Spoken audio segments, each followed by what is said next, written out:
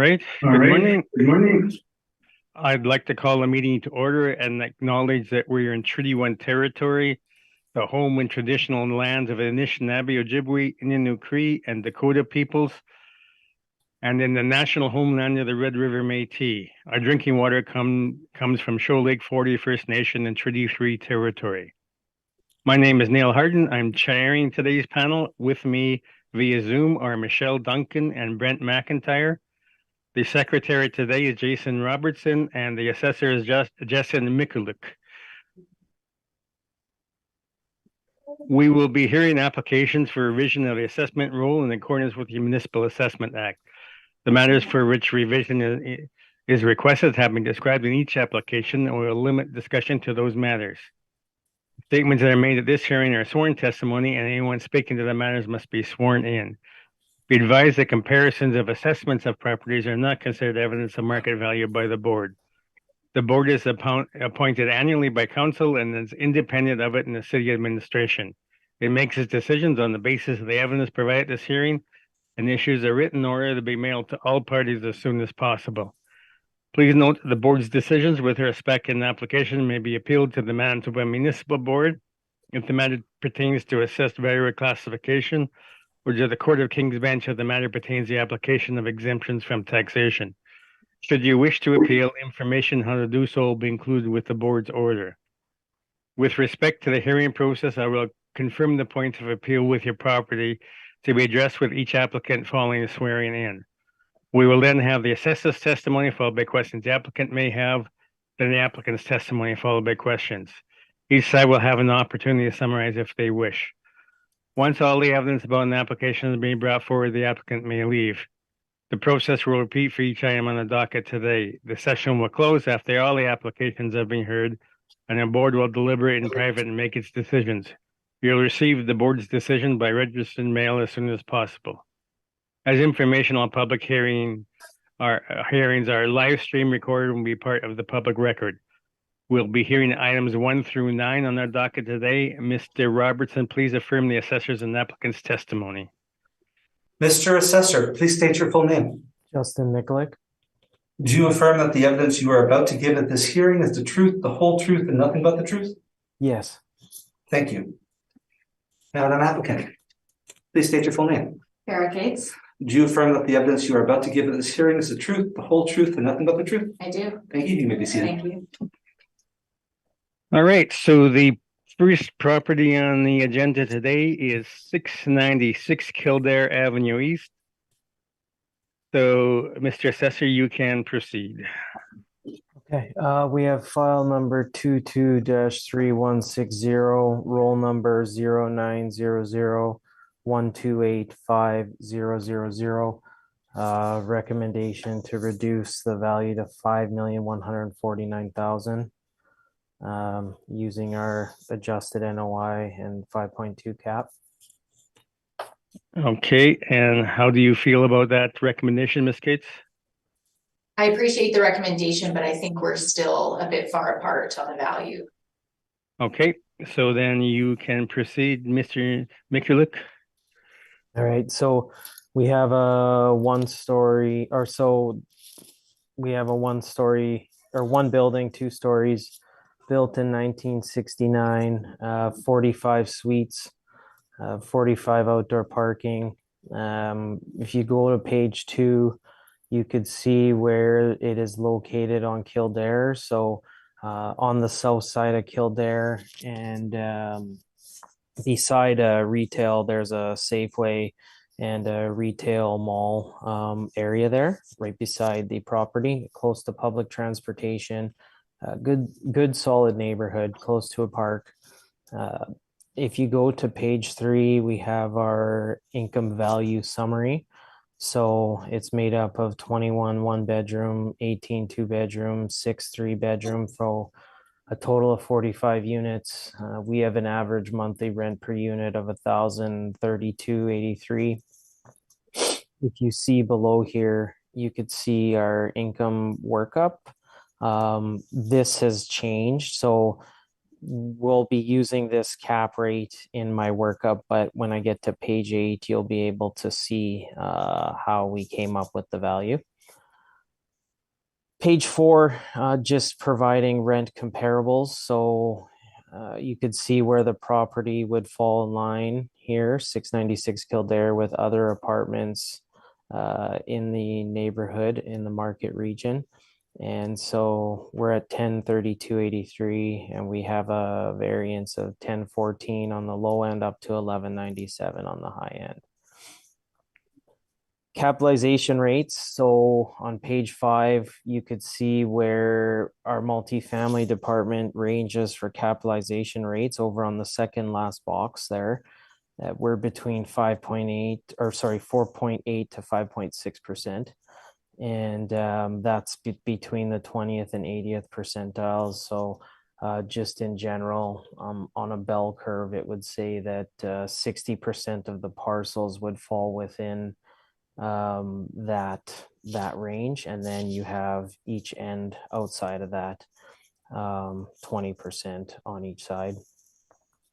And then just providing some cap rate evidence to support the model. So when we have these properties listed here, it's just to show that our model range would be supported from the low end to the high end of the model. So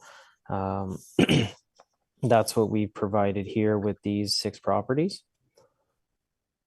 Now, if we go to page 8, you could see our workup here that I had come up with, adjusted R&M to around 1,800 a unit. Now, I don't have a suite breakdown like a matrix of their maintenance and decorating, which is quite high.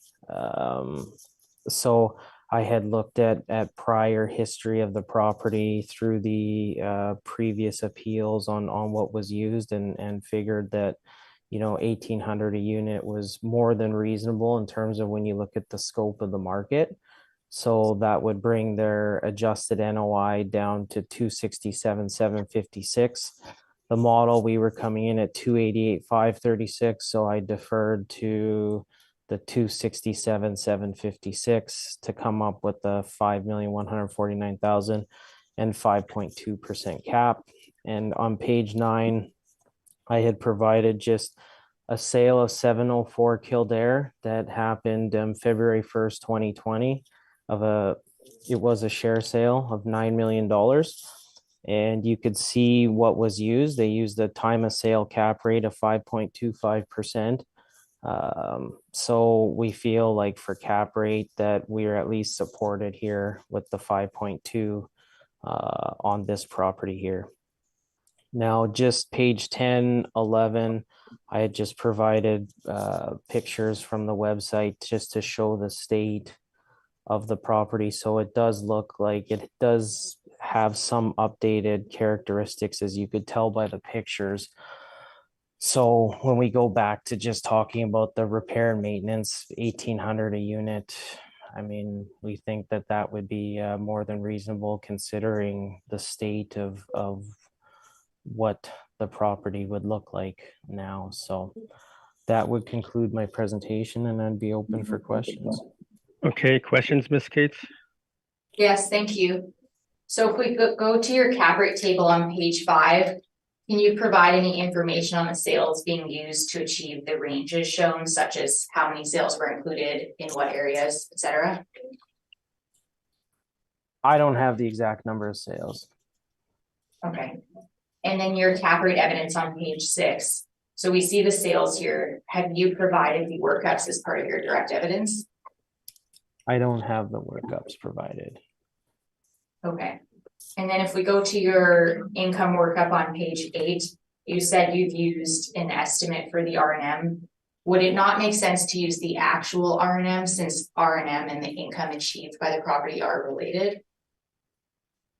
I would say that this R&M would fall way outside the scope of typical market R&M, and I think we could agree with that. And without having a breakdown of the actual ledger of how that maintenance and decorating was applied, I used my best judgment in terms of looking at prior history of the property, what had been done in prior years, and figured that this was a reasonable judgment to apply this amount per unit. Okay, but you would agree that some owners would just invest more into their units and buildings than others, so they may fall on the higher end, correct?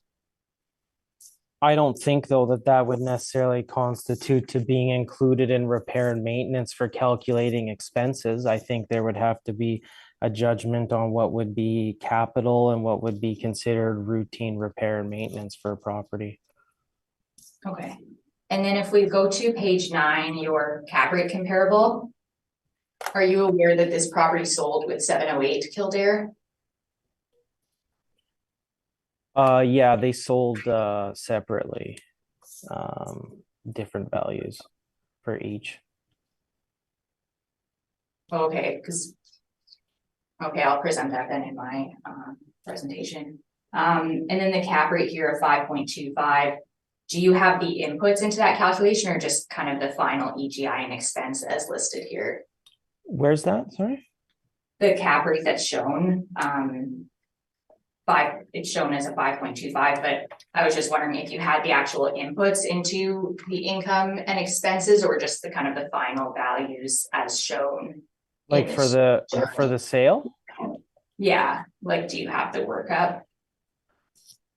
I did a workup because that property's on the docket for the next presentation. So I mean, it is there if people want to see it. So I stabilized at a lower cap rate than what was indicated here based on information I had. So they clearly listed an expense ratio and income of what the property is. And I mean, this was used by another applicant for cap rate evidence, so we don't see how it wouldn't be a legitimate sale. Okay, thank you. That would conclude my questions for this property. Okay, Michelle, any questions? No questions, thank you. Okay, Brent, any questions? Just one question. Any permits on the file for interior renovations? No. No? No. Okay, thank you. That was my only question. All right, and I have no questions, so Ms. Cates, you can proceed. Thank you. So if you turn to page 2 of the brief, we have our requested assessment of $4,776,000, as well as an exterior photo of the property. On page 5, we have our property description. So the subject property is located on Kildare Avenue East at its intersection with Lake Street in the Kildare Redonda area of Winnipeg. The property is a 2.5-story apartment built in 1969, and the site size is approximately 50,000 square feet.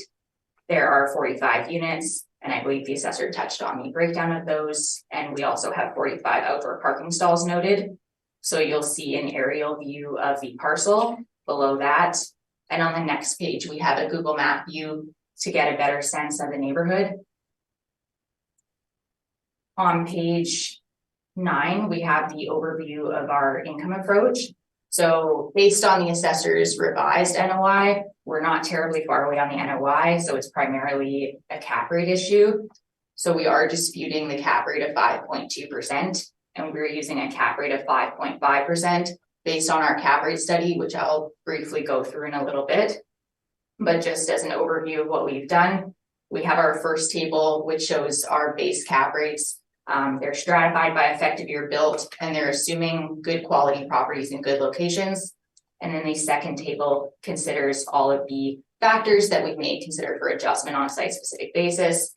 For this property, we didn't feel any adjustments were necessary, and we feel a 5.5 is a reasonable cap rate for a property of this age with no real amenities.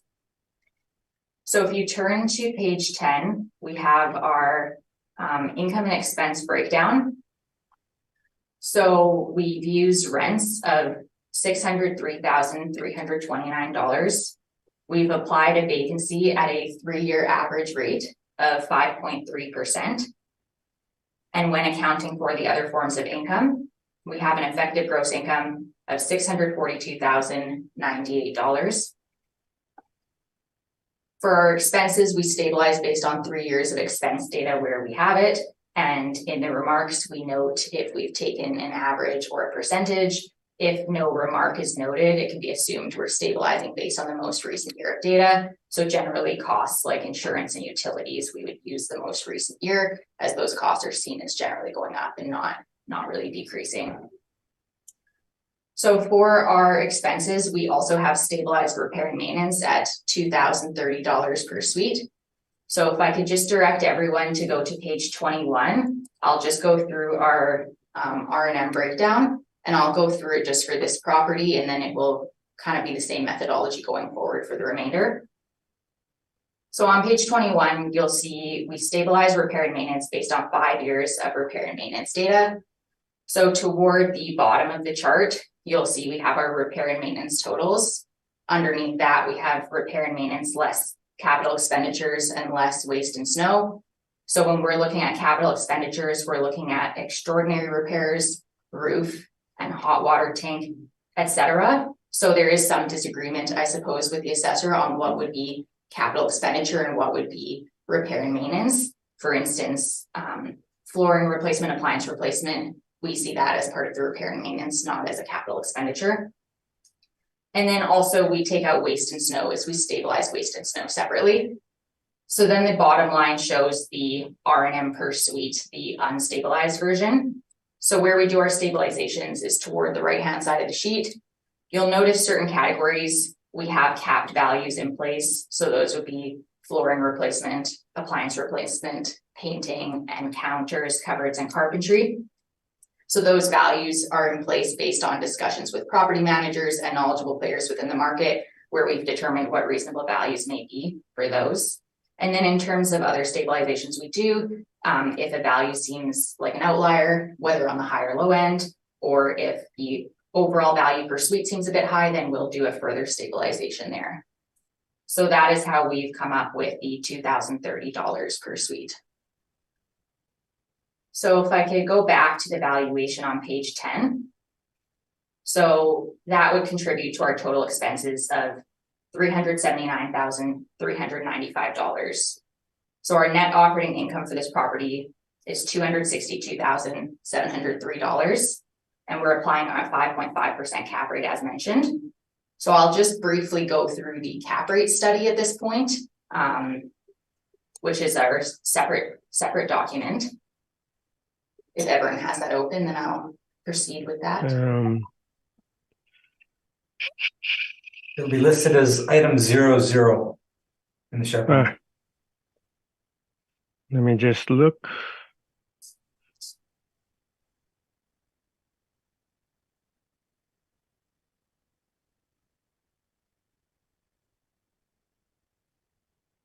May need to refresh. Yeah, probably do.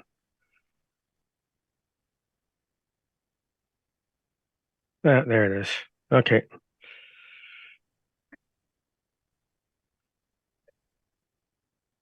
Okay, proceed then.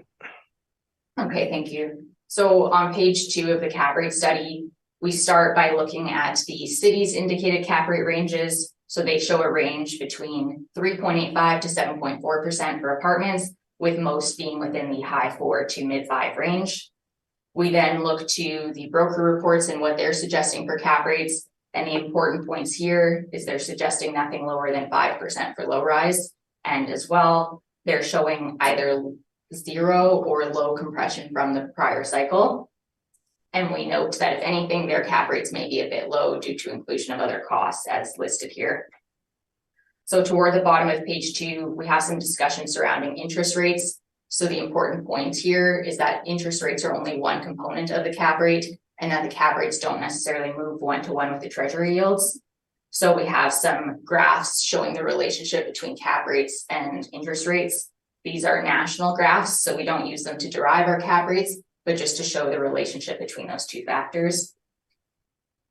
On page 4, we have a bit of discussion surrounding all of the factors that we may consider for each property. Not all factors would be relevant for all properties, but just to touch on a couple that may be relevant today. So in terms of building amenities, we're seeing that tenant preferences have changed. People are spending more time at home, which was a trend that predated COVID, And therefore, there's a demand for things like in-suite laundry, balconies and outdoor spaces, gyms, etc. In terms of some other factors to mention, parking, we would consider a 1-to-1 parking ratio to be sufficient. But anything less than that would probably be deficient parking for the properties. As well, suite mix, we're seeing a preference for larger units. So toward 2 and 3 bedrooms versus bachelor and 1-bedroom units. So a building with a higher proportion of those bachelor and 1 bedrooms may be less attractive. And as well, suite size, people want more space. So smaller suites would carry a higher risk. So if you go to page 6, we summarize our cap rate sales. So the first 3 are going to be the most pertinent to this cycle. We've also included some prior cycle cap rates just to show how our position has evolved, as well as to bolster the age categories that we have. And on the top of page 7, we have a summary chart of sale price per suite, also stratified by effective year built. So just another metric to look at in terms of the assessments and our requested values. And then toward the middle to bottom of page 7, that those would be the charts that are present in all of our briefs. So that would be the body of the cap rate report. And then just to touch on the appendices and what's included in those. So page 8 would be Appendix A, which is a sampling of city cap rates, not to be used as a direct comparison, but just to show that similar properties have different cap rates. So there's clearly some other mean of adjustment there. Page 14 is Appendix B, which has the backup of the broker reports, if you wish to look at those. Page 20 is Appendix C, so it just gets more in depth on the factors that we consider. So just an important page to note there would be page 22 is the City of Winnipeg Economic Report, which speaks to the idea of the pre-existing trends of spending more time at home. Page 43 is Appendix D, that has all of our cap rate workups. Page 145 is Appendix E, so that would have all the sales that we use for this sale price per suite chart.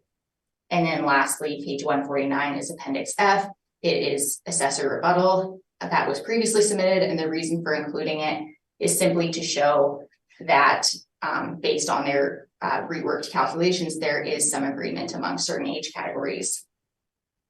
So I'll just wrap this up. I'll go back to my main brief. So essentially that is context for our 5.5% cap rate for this property. So our indicated value is $4,776,000. And that works out to a value of $106,100 per unit. So our appendix starts on page 12. And what I've included is some interior photos. They are staged marketing photos, but just to get a better sense of the finishes of the overall units. As well, we have our city value and our financial statements. And then lastly, just to wrap up with a comment, I'm not putting weight on the cap rate sale of Kildare. They were sold together. They were not sold separately. And that would conclude my presentation on this property. Thank you. All right, questions? Okay, so are we questioning the property or are we going through the cap rate study?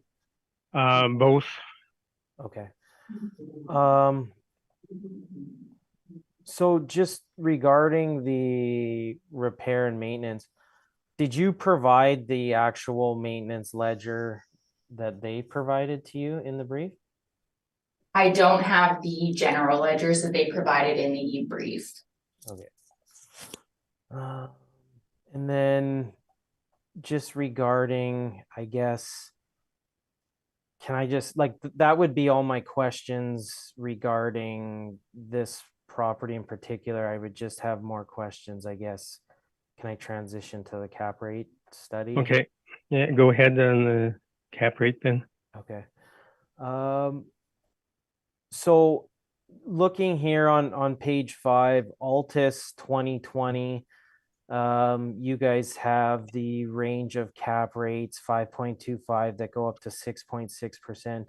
And then for 2023, you have the range again 5.25 to 6.6%. So in Altus's mind, there has been no compression at all with cap rates from 2020 to 2023. Yes, we're not adding compression to our prior cap rates for our base cap rates, and that idea is supported by the brokered reports where they're showing little to no compression, and where they are showing little compression, it's generally for kind of the best product on the market. Okay, so these cap rates here, are these the same cap rates Altus's appraisal division would use when providing valuation consulting? Our appraisal division is separate from our assessment / property tax division. So what they're doing is unique to them. Okay. All right.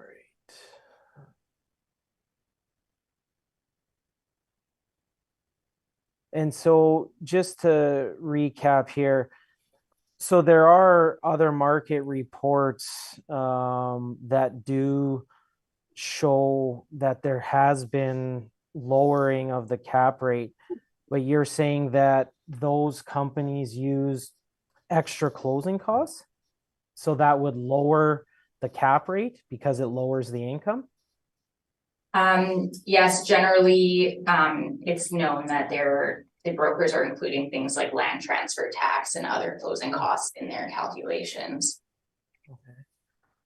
Now, do you know, like, just some of the sales that they use? Do they use the full plethora of sales available to them, or is it more properties that are transacted through their company?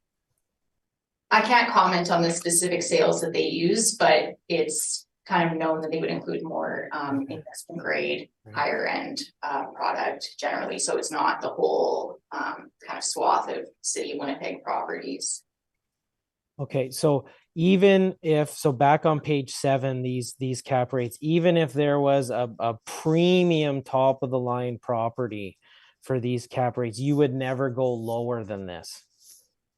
Well, it's hard to speak in absolutes. I can't say with certainty that I would never go below this. It really depends on the property. But in terms of the properties we're dealing with today, I've not made downward adjustments. Okay, those are all my questions. Thank you. Okay, Michelle, any questions either on the property or the cap rates? Yeah, just with it being a 1969 property, an effective date of that, it's kind of interesting. It looks in pretty good shape. But if I was to look at the 2020 expenses for electrical and plumbing, so the plumbing 28, just under 29,000, and just over 17,000 for electrical. For a 45 suite property, those are some pretty big ticket items. Would there not have been some sort of permits or something verifying what that was for? Yeah, I agree. Those are higher end values. So we made the judgment call to exclude those from the analysis here. But in terms of permits, perhaps the assessor can speak more to it. But my understanding is that permits are more so required for structural elements and things like that. So a lot of upgrades can be made without permits, but perhaps the assessor can also shed some light on the permit process. Justin, there was that case? yeah, there was none in our PETA database that we use. I mean, if I were to look at the property planning and development database, like they probably would have had some type of electrical pulled, but we don't, like, that doesn't cross over into our database. Those type of elements, like for that permit, just because it would be hard for us to really track value added from that standpoint. Okay, that makes sense. You think there'd have to be something, but maybe not enough to hit your table. Right. Okay, that's it for my questions. Thank you. Okay, Brent, any questions? I have no questions, thank you. Okay, now I will ask, both of you have rebuttals presented here. Do you wish to address those rebuttals?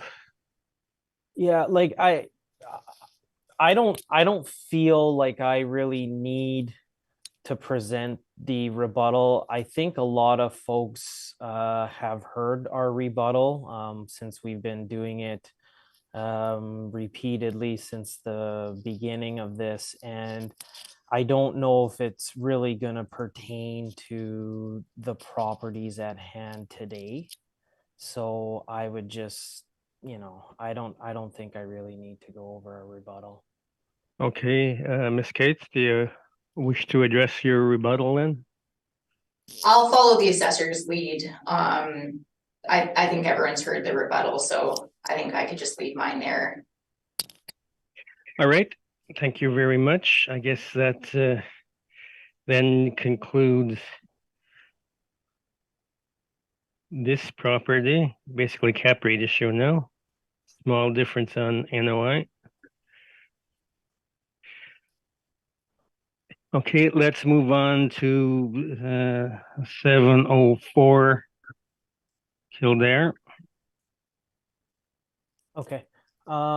We have, Let me open the files first of all. okay, just let me know when you guys are ready.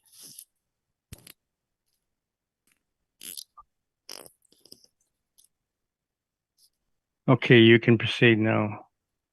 Okay, so we have file number 22-2541, roll number 090013000500, roll year 2023, assessed value 5,880,000, classification 20, liability is T taxable. We have a two-story apartment built in 1969, 65 suites, 65 outdoor parking. The location just down the street from the prior property we were speaking about. So it's similar type neighborhood, close to retail, public transportation, parks. From a neighborhood perspective, it would be pretty good. Now, our income value summary here over on page 3. So you could see the suite breakdown. We have 35 one bed, 32 bed for 65 units. Average monthly rent we have $876.43. And our income value summary here, where you could see our gross potential rent coming in at 683,615. The expense ratio used 53.48% to get our net operating income of 311,657. Capitalization rate 5.3%, and estimated market value of 5,880,000.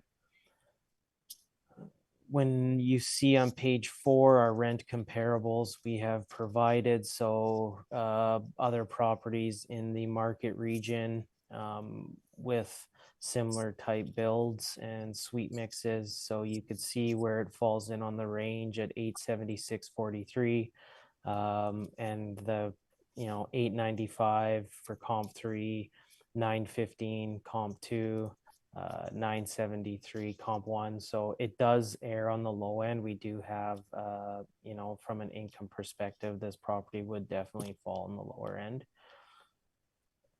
5 and 6 were cap rates that we touched on. Now I know I had spoke about the share sale here, so it was more just we're placing weight on the cap rate that was used. And I mean, they used an expense ratio here of 36.2% with their potential gross income and estimated gross or effective gross income.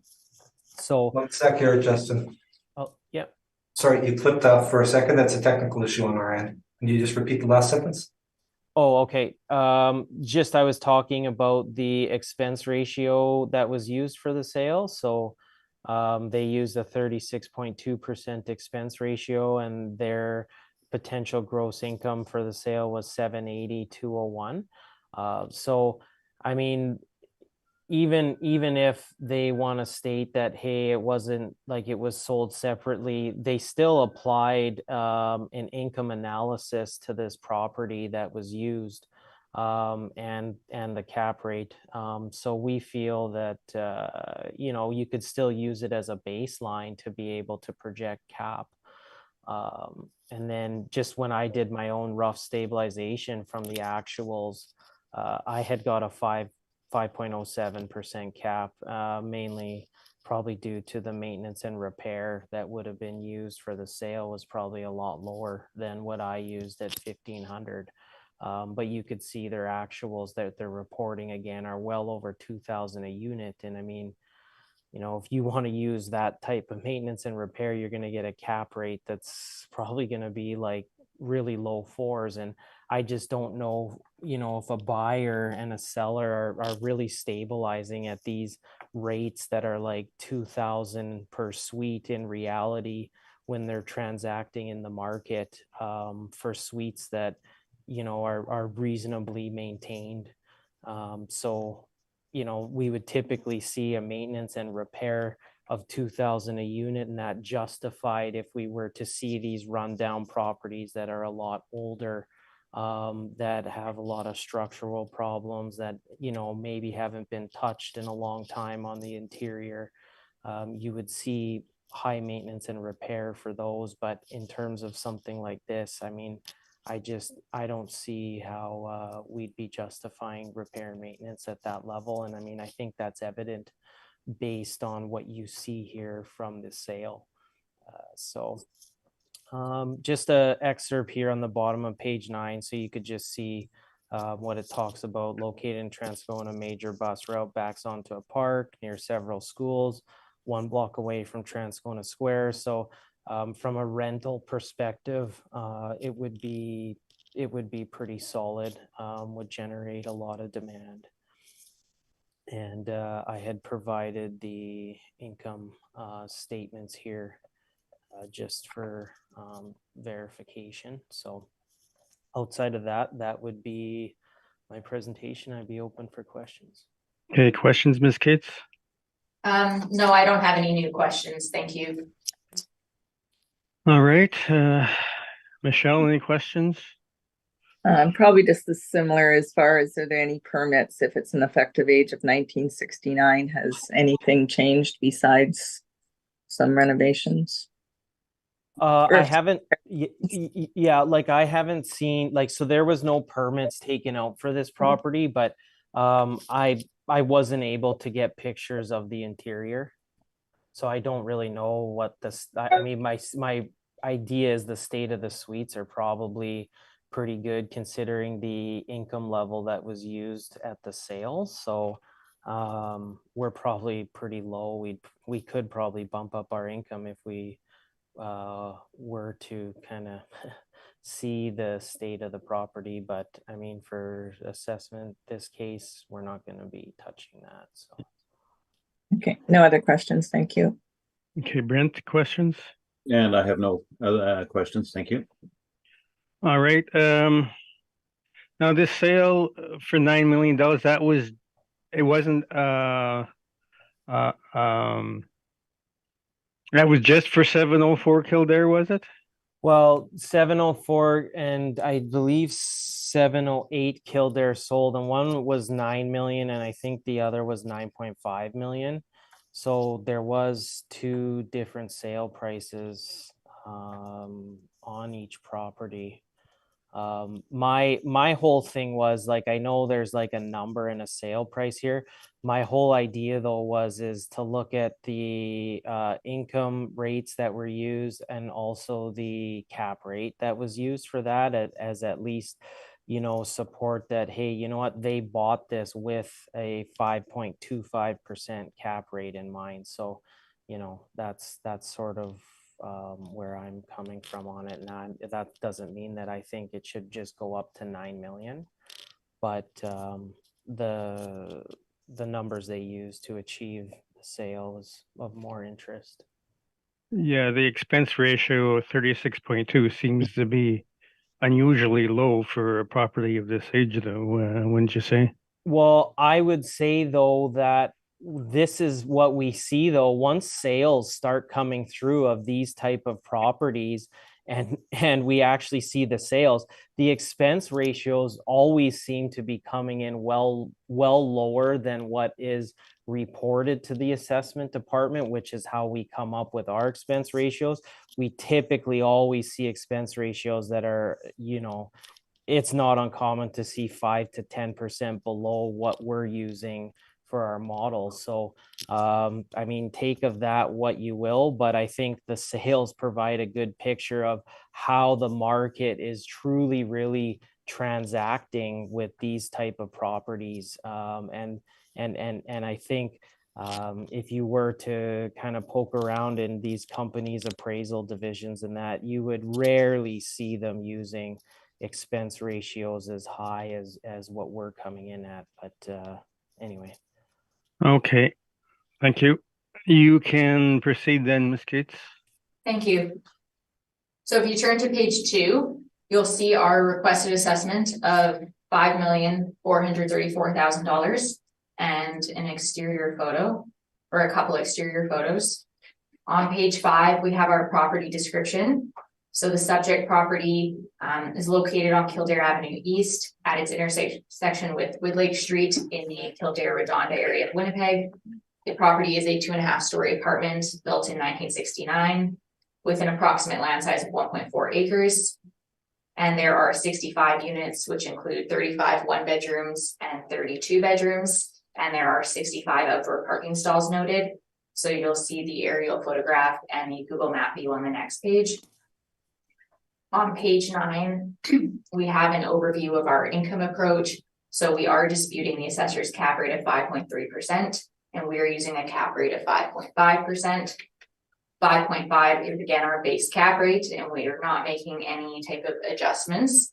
And again, we feel a mid-range cap rate of 5.5 is reasonable for a property built in the 60s with no amenities to speak of. So if you turn to page 10, we have our income and expense breakdown. So we are using effective gross rents of $651,454 based on the 2020 income. When accounting for the other forms of income, we have an effective gross income of $678,834. Now I'll just note for the miscellaneous income, I did take an average just because it's not a regular income form that's coming in. So in terms of our expenses, I did remove for line item 19 advertising and leasing. I did exclude the 2020 value from the average there as it appeared to be a bit high. Our stabilized repair and maintenance includes is $18.99 per suite, and that gives us total expenses of $379,987. We have a net operating income at $298,848, and with the 5.5% cap rate gives us an indicated value of $5,434,000 rounded, which works out to a value of approximately $84,000 per unit. So our appendix starts on page 12, and what I've included is the city valuation that we've referenced, as well as the financial statements that we've looked at. And for reference, our repair and maintenance breakdown would be found on page 21. And that would conclude my presentation for this property. Thank you. Okay, questions? No, my questions would be applied to cap and the same type of repair and maintenance discussion that we had towards this property. Okay, Michelle, any questions? No questions, thank you. Okay, Brent, any questions? I have no questions, thank you. All right.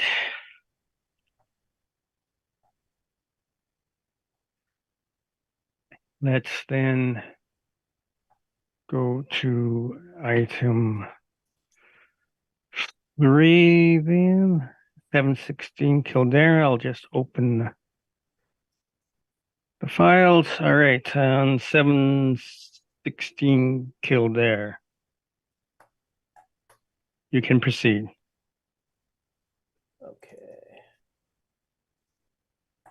Okay, so we have file number 22-872, roll number 09010474170. roll year 2023, assessed value 4,913,000 on 40S, and then a 76,000 of 40T due to this property receiving a exemption because it's a nonprofit seniors housing, but they fell outside the exemption for land area by a bit, so that's where that 76,000 comes into play, but it would be a total value of 4,989,000. So we have a 1986 build, 2 buildings, stories, 6 stories. If you want to look here on page 2, again, we're talking same street, basically right in between the prior properties that were discussed.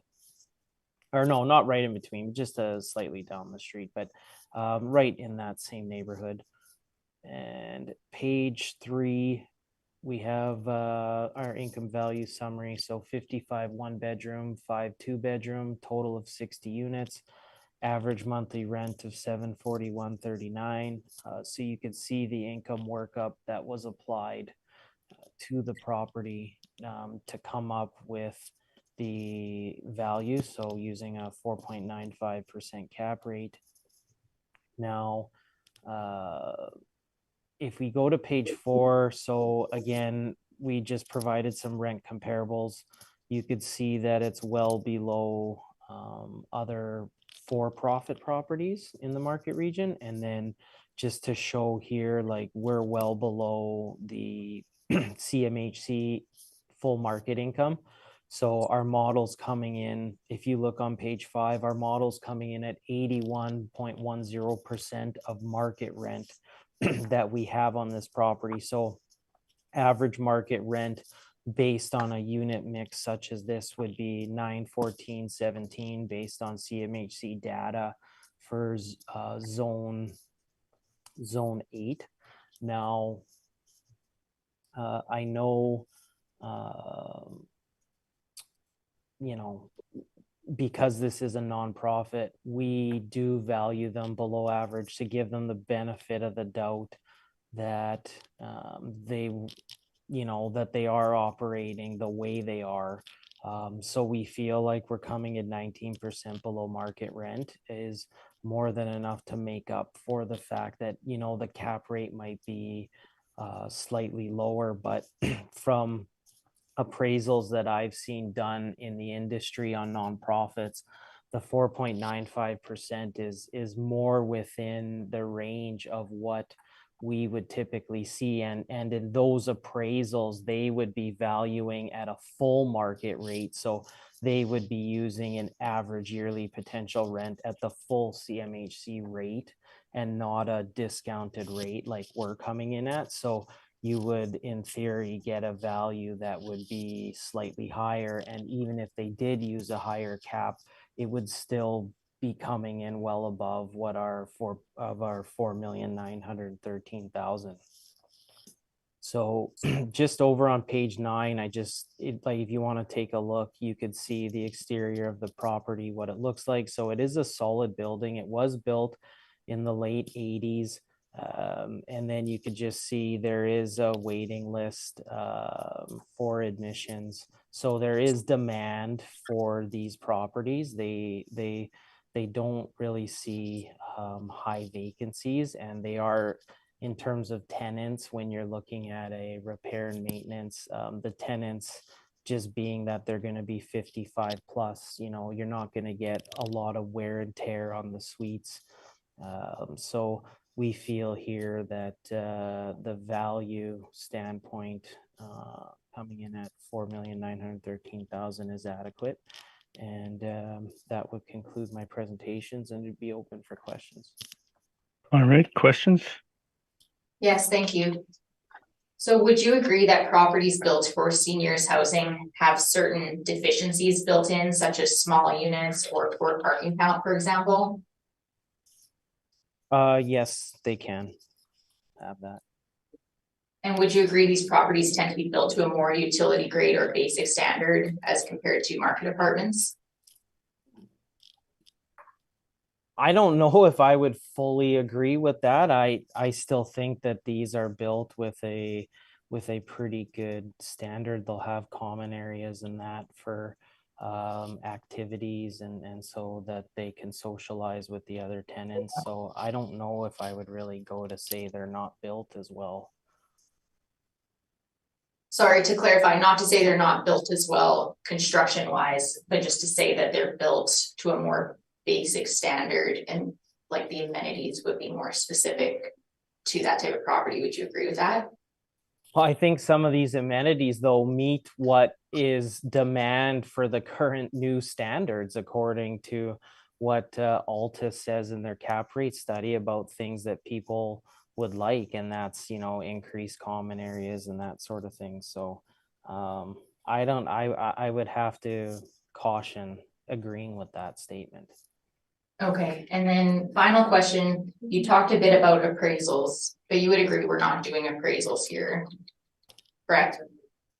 I would say though, the appraisals still provide market value determination to a degree, right? Like they're being done for a reason, and that's to come up with a market value. But no, we're looking at assessment market value, I guess. So, I mean, I guess everybody wants it lower, but we try to be more of a what's typical market. Okay, thank you. That would conclude my questions for this property. Okay, thank you. Questions, Michelle, No questions, thank you. Brent? Just one question, Justin, what portion of the property is 40T? So there's just because of the land being outside the exemption that's allowed, so there's a little bit of land that would be 40T. So it's not part of the building, it's just the land? Yeah, because it falls outside, I guess, like there's only a certain amount that they're allowed for exemption based on land area for school tax. So there's a leftover portion of the land that has to be valued at 76,000. Okay, that's fine. That was my only question. Okay, so it's a little bit of land then that's being valued at 76,000? That's correct.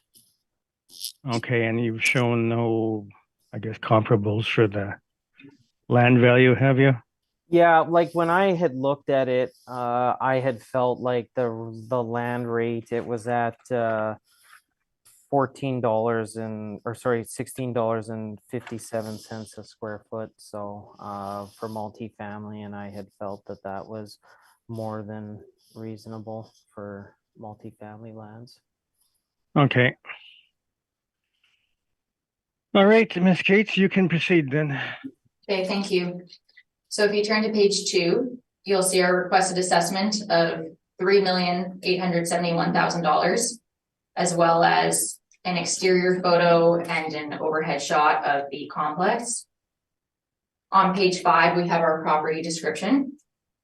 So the subject property is located on Kildare Avenue East, between its intersections with Woodlake Street and Redonda Street in the Kildare-Redonda area of Winnipeg. The property is known as East Park Lodge and corresponds to a civic address of 720 Kildare Avenue East. So the property is a 6-story structure built in 1986, presently used as multifamily for individuals aged 55 and over. The site size is approximately 2.1 acres. And we have 60 units skewed toward 1-bedrooms, and there are 25 outdoor parking stalls noted. And the building as background was built to accommodate spouses of residents of the adjacent personal care home. So you'll see the overhead shot for the aerial view, as well as a Google Map view on the next page. So the main contention for this would be cap rate and expenses. So if you turn to page 10, you'll see an overview of our cap rate. So we are disputing the assessor's cap rate of 4.95%, and we are using a cap rate of 5.5% based on our cap rate study. The base cap rate for a property of this age is 5.25%. And we are applying a 0.25% premium based on it being seniors housing and some of the hard to cure issues that come with that, such as below average parking, 0.42 stalls per unit, skewed towards small units, so it's 92% one bedrooms, and additionally the suite sizes would be considered small in comparison to market apartments, so 575 square feet for a one bedroom, 675 square feet for a two bedroom. So based on those, we feel a 0.25% adjustment is reasonable. And in terms of touching on the amenities, I would suggest that the amenities are specific to a property like this, not necessarily the amenities we're looking at in our cap rate study. As well, the amenities are somewhat atypical in terms of easier access to healthcare, meals, etc. So if you turn to page 11 for our income and expense breakdown. So for the case of this property, we have used the same income as the assessor. The reason being that the actual rents that the property is achieving is accounting for access to these atypical services. So people would pay more to be somewhere where they have easy access to healthcare, etc. So that is our reasoning for using those rents. But the balance of it works out rather the same, but I just figured I would point that out. So the effective gross income we're using is $523,125. In terms of the expenses, we have stabilized repair and maintenance at $1,206 per unit. As well, what we've done in terms of the taxes, given that this is a 40S property and a prospective purchaser couldn't necessarily count on that specialized tax treatment to continue over the long term of the property. If it were to be a market apartment, we have calculated the taxes as if it were a class code 20 property, and that is our methodology that we use for 40S properties. So our total expenses are $314,397. We have a net operating income of $208,728, and with our 5.5% cap rate, gives us an indicated value of $3,795,000, which works out to approximately $63,000 per unit, which does make sense considering they are smaller units. And what we've done, so line item 35 shows our indicated value for this stream, and then just to simplify the issues, line item 36, I've just added the 40T assessment to that. So line item 36 would have our, I guess, final requested value of $3,871,000. So our appendix starts on page 13, and I've included a snapshot of the website speaking to some of those amenities. As well, we have our city valuation that we've referenced and the financial statements. Our repair and maintenance can be found on page 26. And that would conclude my presentation for this property. Thank you. All right. Questions?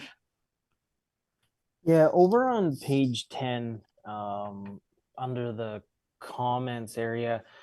So like you've added 0.25 to your base cap rate. How is that 0.25 quantified? Like, is there a breakdown per like for parking and suite mix of like how much that would be allocated in that 0.25? Essentially, all of our adjustments we do based on 0.25. So in terms of that 0.25, it's more of an overall adjustment given the deficiencies or hard to cure issues that come with seniors housing. So it's accounting for the poor parking, the suite mix, and the small suite sizes. So I don't have like a breakdown for each line item, but it's kind of those line items that are feeding into the overall adjustment. So would poor, like, well, I guess you could say the parking issue and the suite mix, does that really have an impact on cap rate? Yes, it would make the property riskier in terms of looking at it from a market perspective. If the property has less than 1-to-1 parking, if 1-to-1 is the standard of this is sufficient, less than 1-to-1 is riskier. If tenants are preferring larger units, then being skewed toward 1 bedrooms would be riskier.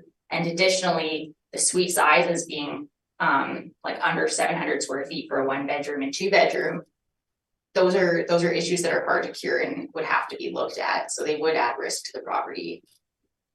Okay, so wouldn't you though have to just look at, like, an investor, wouldn't you say would look at more what is the vacancy of certain type of 1 bedrooms and 2 bedrooms in the area?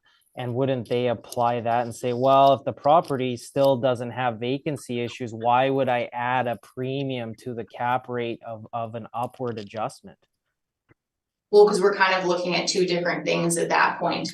The property doesn't have a vacancy issue as it currently stands as seniors housing. But if we're looking at it as a market apartment from that perspective, then we have to look at what is market vacancy, and we have to look at all the features of the property that would add risk in that scenario. Okay, I guess I just feel like that's just more of an income issue and not really like a general risk issue when a buyer is looking at purchasing. Now again, just staying on page 10. So you had said, now broke it down to 63,300 per unit. And in the Altus apartment cap rate study, the median is 102,778 per unit. So $40,000 per unit less. Yeah, and I would say, like in our cap rate study, that chart is a good guide in terms of looking at market apartments. But when we're looking at properties like this that are skewed towards small suites, it's not out of the realm to have a lower suite value than what we see for the standard. Okay, those are all my questions. Thank you. All right, questions, Michelle? Just, I note the land to plan ratio is 7.600, so there probably would be ample space to add parking. Would that be safe to say? Let me look at the aerial view.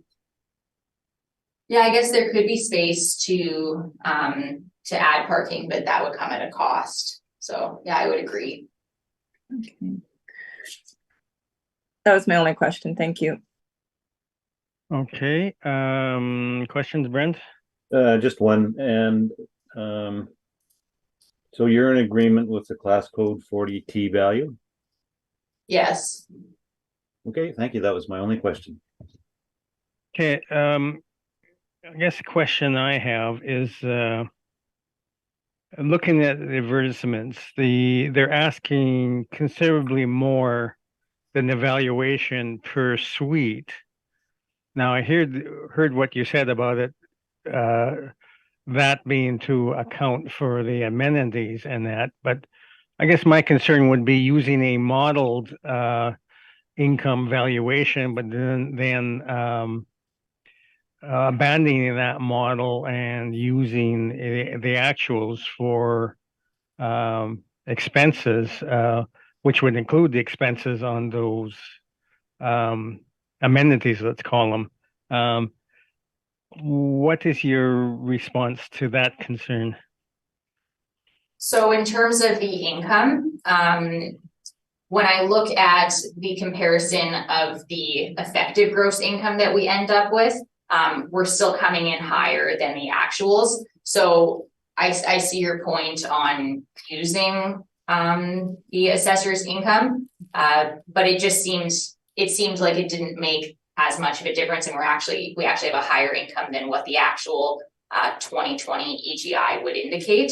So I do feel comfortable still using the modeled income for this property. Okay. All right. Thank you for that.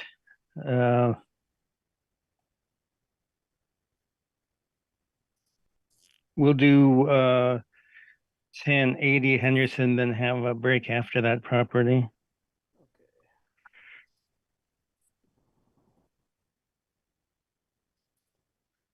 Let me just open the files.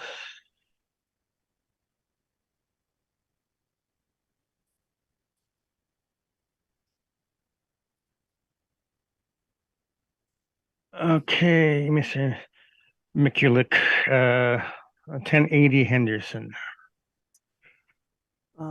Okay, so we have file number 22-1707, roll number 020314944100, roll year 2023, assessed value 11,718,000, classifications 20, liability is T, taxable.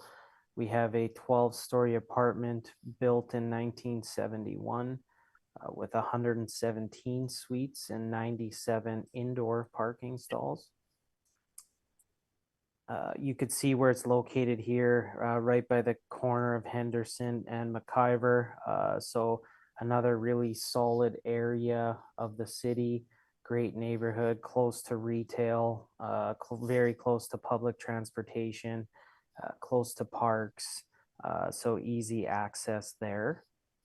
Now, on page 3, we have the income value summary here that we've used. So we have 2 bachelor suites, 113 one-bedroom, and 2 two-bedrooms. Average monthly rent we've applied here is $886.06 per unit. So our income summary workup, so you could see where we come in with our rents at 1,244,028, and our expenses at 47.94% for a net operating income of 626,916, using a capitalization rate of 5.35, and to come up with the value of 11,718,000. Now, just to compare rents over on page 4, so other rents of properties in the market region, we're pretty well below here in terms of similar type properties. You can see, especially with the high rises on 25 Valhalla and number 4, which is 10 Valhalla. You could see where they fall in line. Now, I know they will have a few more 2 bedrooms that they would offer than 1 bedrooms. I mean, nevertheless, we feel like that's still well within line of other properties. Now, page 7 is just, again, some cap rate support. So 1745 Henderson did sell for 21 million, and they used a cap rate of 4.24%. I did look at a stabilization of it, and I did get a similar type of 4.24% on it. That sold 110 units. This property, it was renovated. These units are updated for the cap rate sale. And I mean, we're coming in at 5.35% on the model. So we feel that we're more than in line to what would be reflected of market transactions. Now, you could see on page 9 what some of these suites do look like. So there has been updating done to them. So page 9, page 10, just a picture of the outside. Page 11, again, shows you what's been done. I mean, they got the nice pot lights in there, new flooring, counters, backsplash. And then just some of the amenities listed, like page 13, you could see they have active social club, indoor sauna, laundry, obviously laundry facilities, underground parking, meal program, indoor whirlpool. So this is a 55 plus as well, but when you do look at the income and expenses, I mean, just looking at the 2020, if you go all the way to page 17, the net income from operations is around 600,000. Our model's at 626,916. And I mean, with the cap rate of 5.35, I really don't feel Again, from a total value perspective, that this property really needs an adjustment downwards. I think we're more than fair from a value perspective here. So that would conclude my presentation for today, and I'd be open for questions. All right, questions then? Yes, thank you. So your rent comps on page 4, would you agree that none of the comps are in the same neighborhood as the subject? 25 Valhalla and 10 Valhalla are a couple minute drive from, they're really close Okay. to the subject. Okay. Would you agree that all of your comps have a larger proportion of 2 and 3 bedroom suites as compared to the subject? No, and I mean, I had clarified that, so we're still coming in well below what's offered, and so that doesn't show like we're out of line from an income perspective. Okay, but you would agree that larger suites would command higher rents, correct? Yeah, you would typically get a little bit more.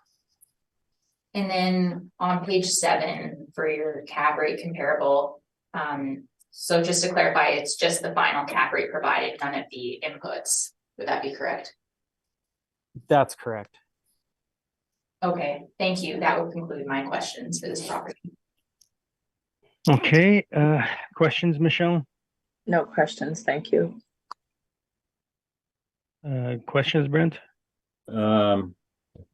Just a quick one. Any permits again for this renovations that have been done to this building? No, I had looked and I wasn't able to come up with anything.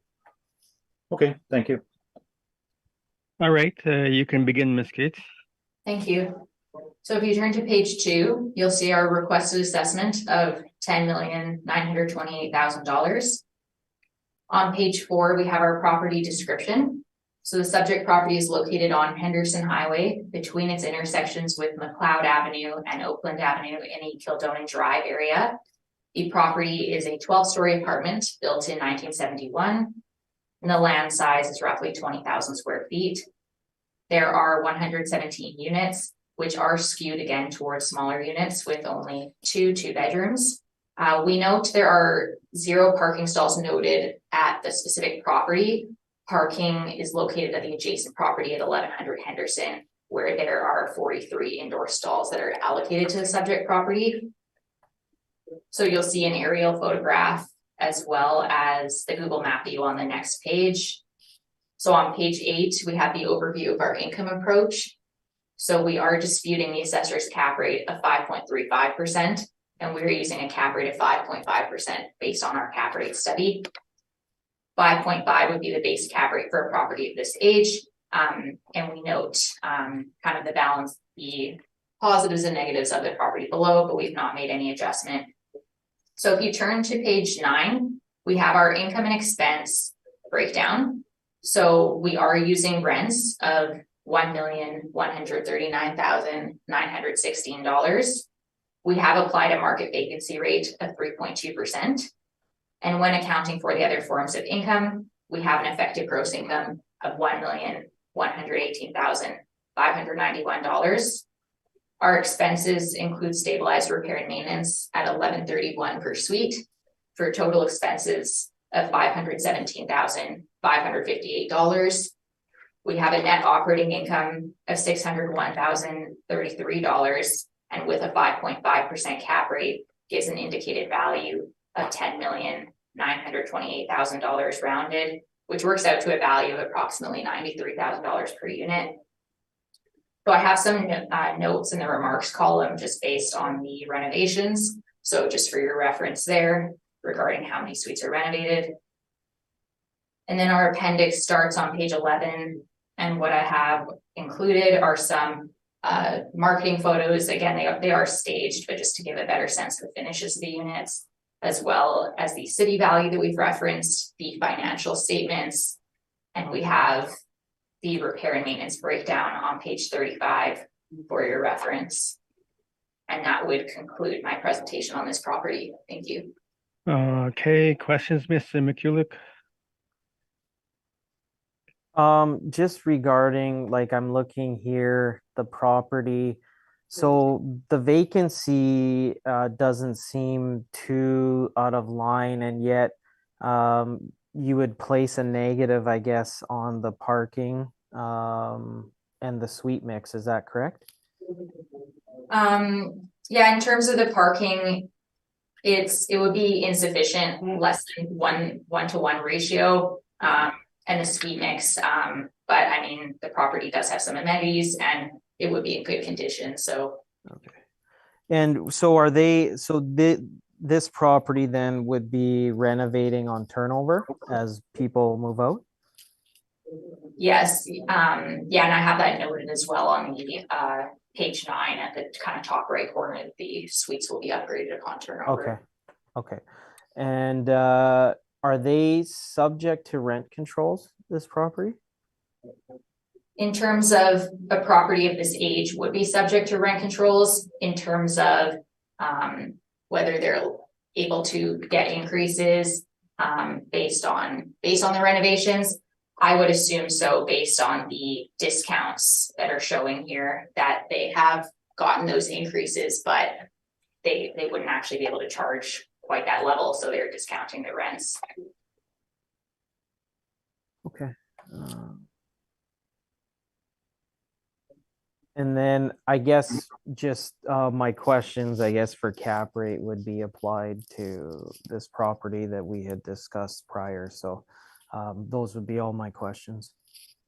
Okay, questions, Michelle? Just the discrepancy in the parking. So the city had it as 97 indoor and the applicant has it at 43 indoor on an adjacent property. Is there any outdoor as well? And then I don't know, Justin, if you can speak to the city's reporting of the parking discrepancy or not.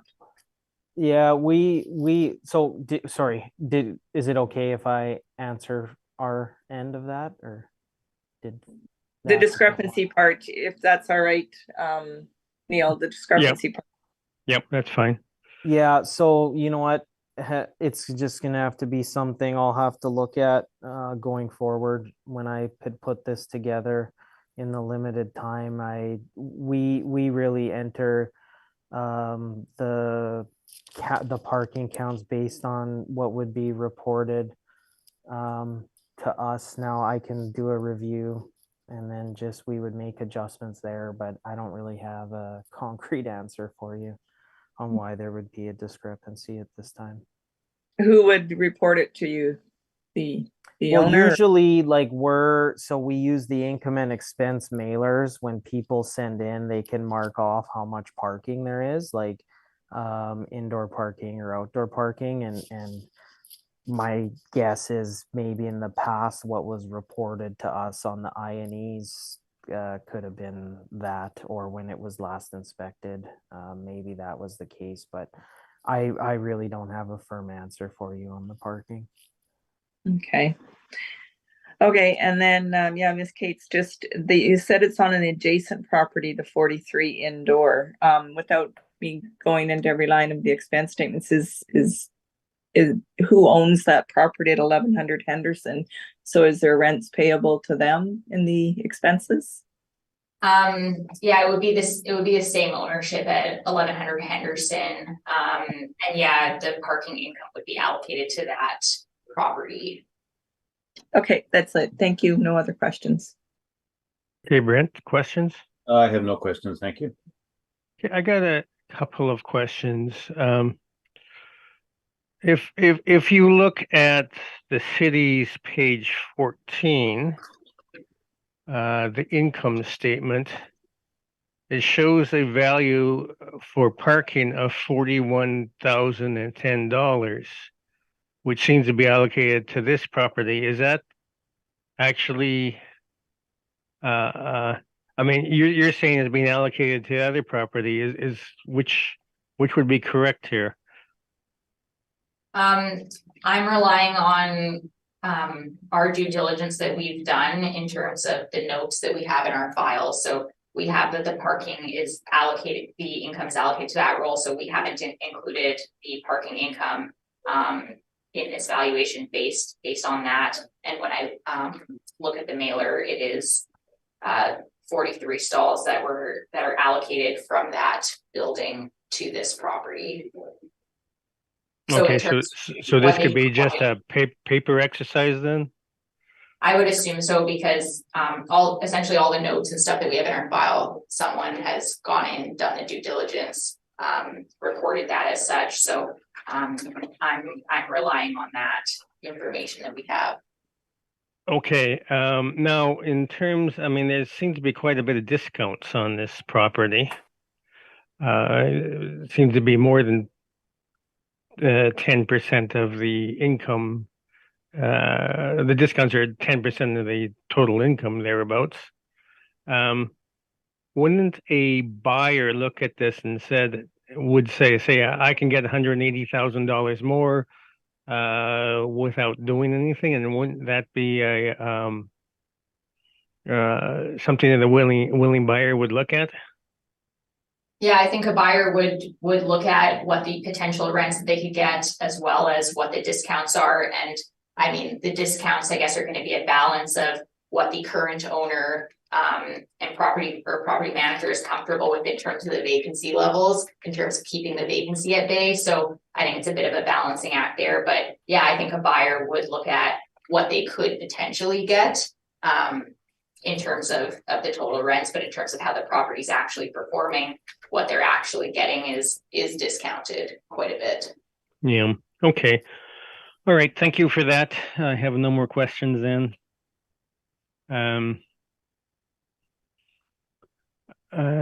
So let's take a break till 10:30 or so, and then we'll come back. All right, welcome back. We will continue with 1245 Henderson Highway. So, Mr. McCulloch, you can begin. So we have, sorry, what street? Was it 12, 111? 1245 Henderson.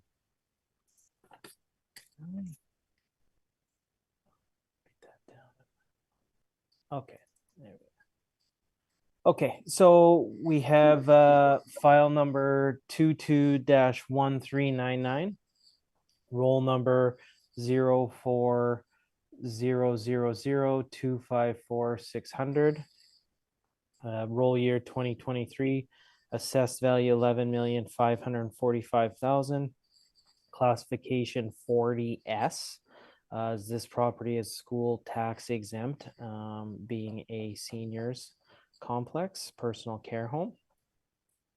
So we have a 14-story 1982 year built, 104 suites, 14 parking. You could see here on page 2 with the location being, it's at the corner of Henderson Highway and Edison. So again, you're really close right at the bus route. There is some retail, down the road either way. So it is accessible from that standpoint for public transportation, and the limited parking, I know, is probably a question, but being that it is a personal care home, that doesn't really seem to affect the demand as you would see going forward, as I will touch on. Income value summary, page 3. So we have our workup, 91 one bed, 13 two bedroom for 104 total units. Average monthly rent we have at $915.94. You could see our workup here with our gross potential rent at $1,143,000. Expenses 46.79, net operating income comes out to 588,776, cap rate of 5.10% to come up with our value.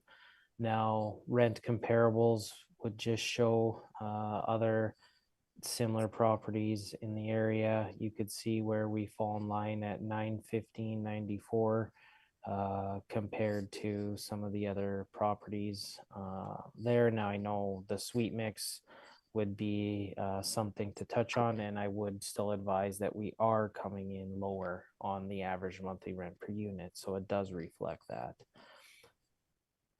Just as a market comparison, so similar to what we did with the property on Kildare, that was a seniors housing.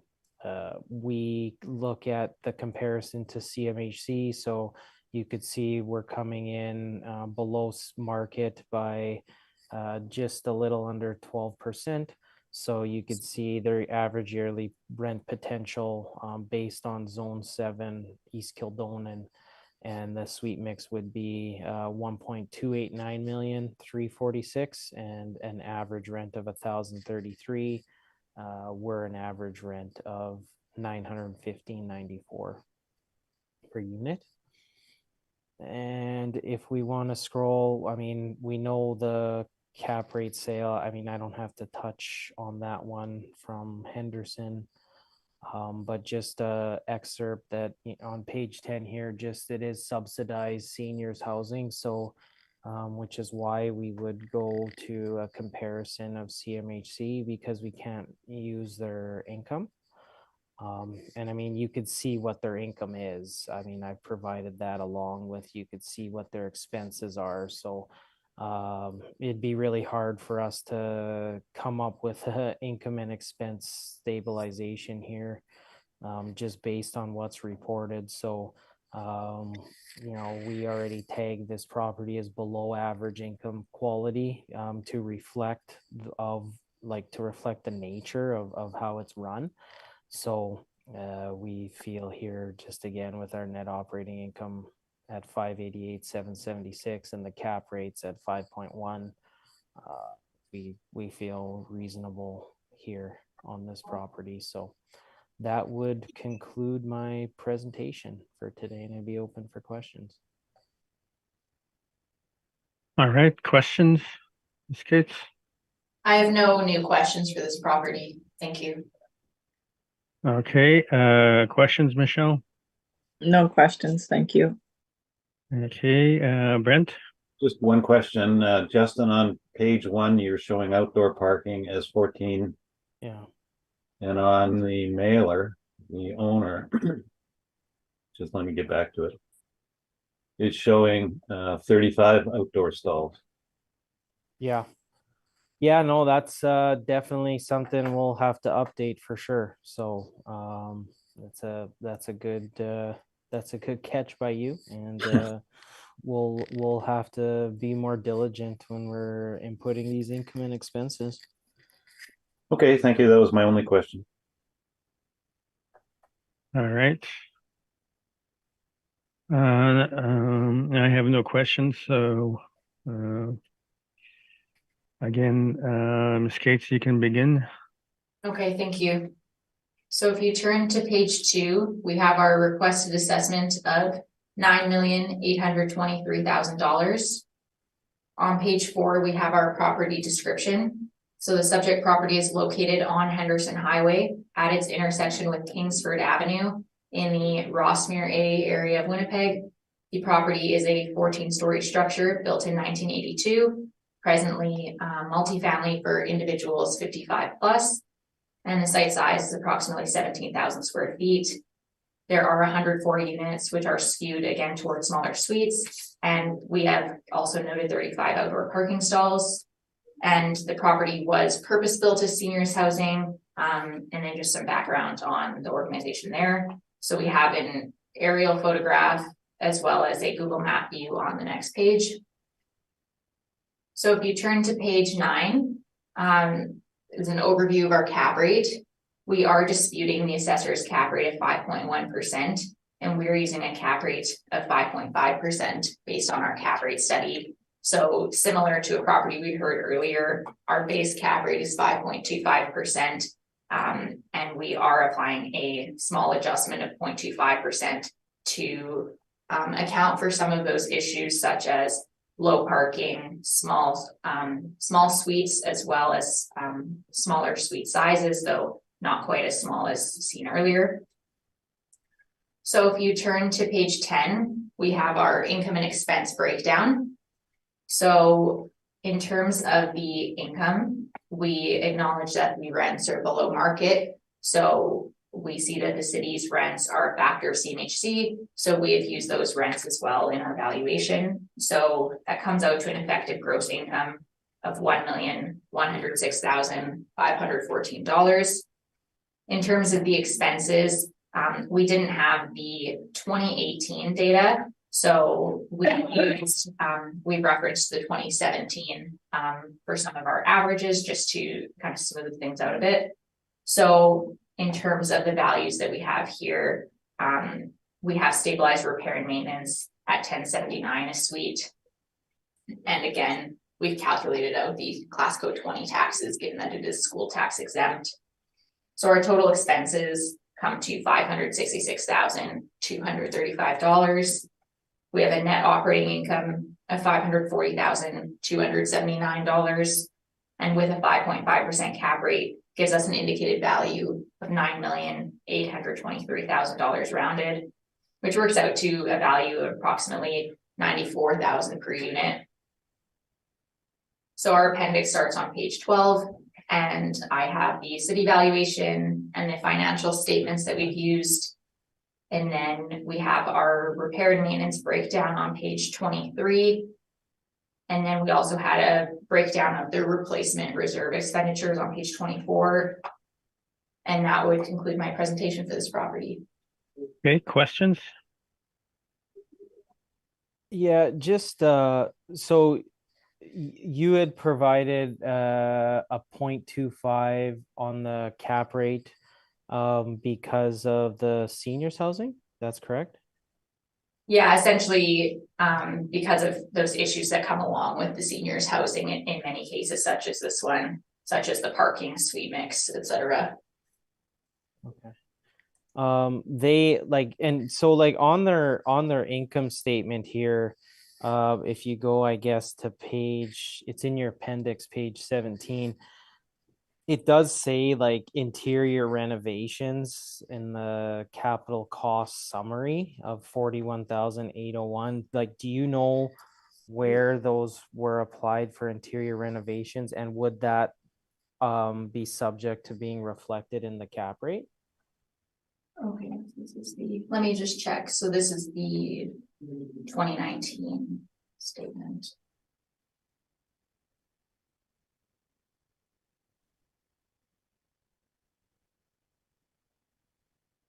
I'm not sure exactly where those would be reflected. I can't see those broken out specifically in our R&M. Okay. What was the second part of your question? Like, you know, if these properties, I mean, I know you guys provide a premium just because it is seniors housing, but if they're putting renovations into the property, do you account for that in the cap rate at all? Like, is there a judgment to maybe not have to put a premium on the cap rate? That's a fair question. In terms of how renovations would affect the cap rate, that would be in terms of the condition. So I haven't made a specific condition adjustment here. I would consider I'm assuming the condition is somewhere between average and good, and I haven't made any type of downward adjustment for condition. But in terms of the adjustment that we make for a lot of seniors housing, that would still stand even with renovations, because they are issues that are going to be harder to cure. So yeah, so that adjustment would still stand.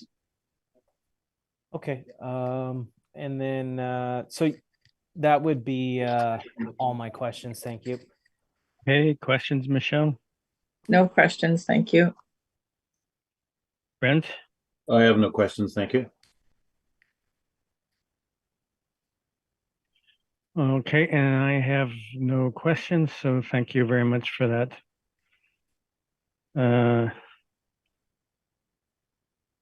Property, we'll move on to 111 Gray. Okay. Let me just open the files here. Yeah.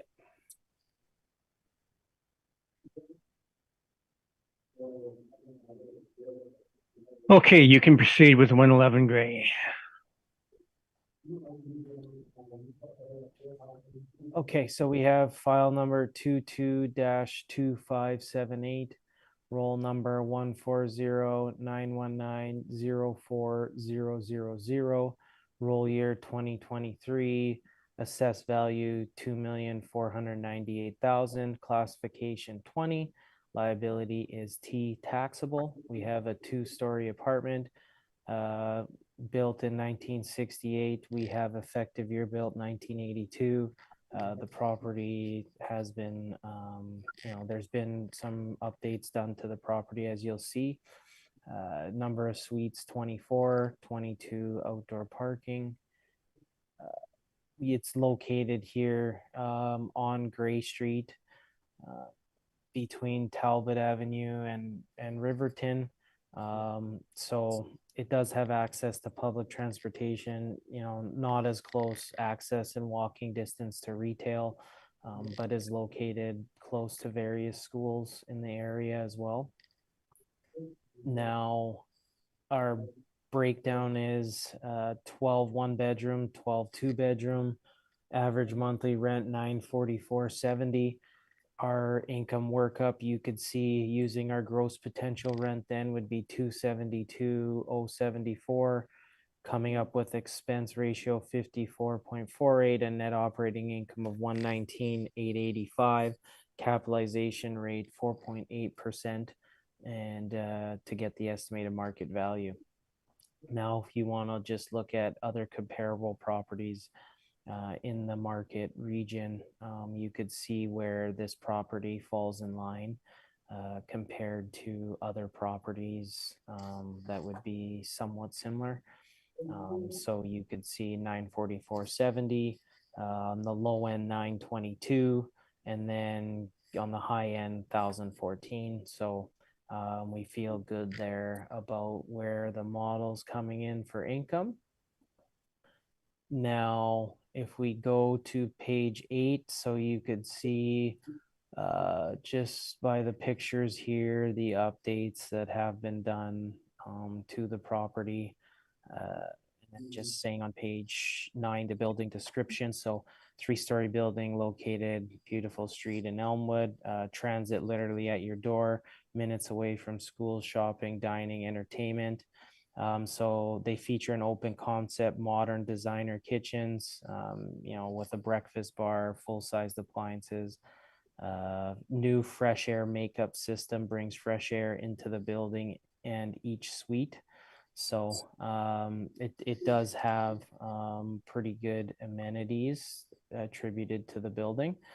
And then just on the page 9 at the bottom, just a little workup that I did to verify where the model was coming in at and then where their income levels were. So for 2019, their net operating income being 127,546, 2020 being 111,391. The model's coming in at 119,885.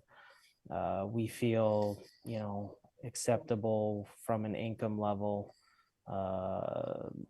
We're coming in line with roughly what they're reporting. So other than that, you could see their income statements that I had provided, just if you wanted to verify. But other than that, that would conclude my presentation, and we'll open for questions. Any questions, Ms. Cates? Yes, thank you.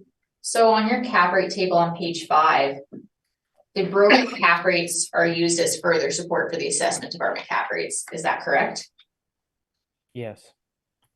And would you agree they suggest nothing lower than 5% for low rise, with CBRE suggesting even a higher baseline? Which column is that? I guess just under the low rise section of the broker. Oh, okay, yeah. So CBRE would state 5.25 for low rise A. I guess low rise for Cushman says 5 on the low end. Yeah, I mean, I don't know what data they're working on, though. I would say that the assessment department gets all the data with the income and expense mailers that we use to comprise our cap data. So I would say that we're working with more information than they are. Okay, and given that this property is at a 4.8, that would be below the range they suggest, and as well on the low city range. Would that be correct? That's correct. Okay, thank you. That would conclude my questions for this property. Okay, Michelle, questions? No questions, thank you. Brent? And I have no questions, thank you. All right, you can proceed, Ms. Gates. Thank you. So if you turn to page 2 of the brief, we have our requested assessment of $2,281,000. On page 4, we have our property description. So the property is a 2.5-story apartment built in 1968 with an effective age of 1982 assigned. The land area is approximately 15,000 square feet. And we note as well, there are 22 outdoor parking stalls. So you'll see the overhead view of the parcel and the Google map view on the next page. On page 8, we have the overview of our income approach. So we are disputing the assessor's cap rate of 4.8%, and we're using a cap rate of 5.5% based on our cap rate study. 5.5 would be the base cap rate for a property of this age, and we've not made any adjustments. Given that this property was built in the 60s with no real amenities, a mid-range cap rate does make sense, considering the only amenities would likely be that the suites have been renovated. So if you turn to page 9, is our income and expense breakdown. So we're using rents of $262,352. We've applied a market level vacancy of 3.2%. And with the other forms of income, we have an effective gross income of $267,462. Our expenses include stabilized repair and maintenance at $875 a suite, which is on the low end, but that is what they've reported as their repair and maintenance. We have total expenses of $142,012, a net operating income of $125,449, and with a 5.5% cap rate, we have an indicated value of $2,281,000 rounded, which works out to a value of $95,000 per unit. So if you turn to page 11, that would be the start of our appendix. So I've included some marketing photos of the interiors of the units to get an idea of the finishes, as well as the city valuation and the financial statements that we've referenced. And our repair and maintenance breakdown will be found on page 25. And that would conclude my presentation for this property. Okay, questions on it?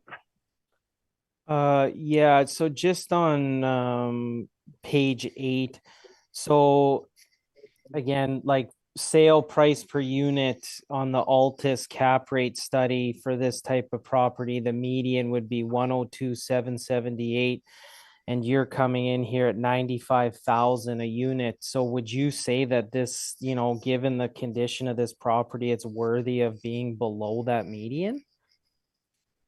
Well, in terms of the summary table that we have, they're going to be based on a range, like the medians and averages are based on a range. So I'd say 95,000 is pretty well within range. And in terms of the condition, we're assuming good condition, and we're using the effective age, not the actual year built in terms of the cap rate. So I think those age components are and the renovations are kind of accounted for already, but I think we're in range with our requested value per unit.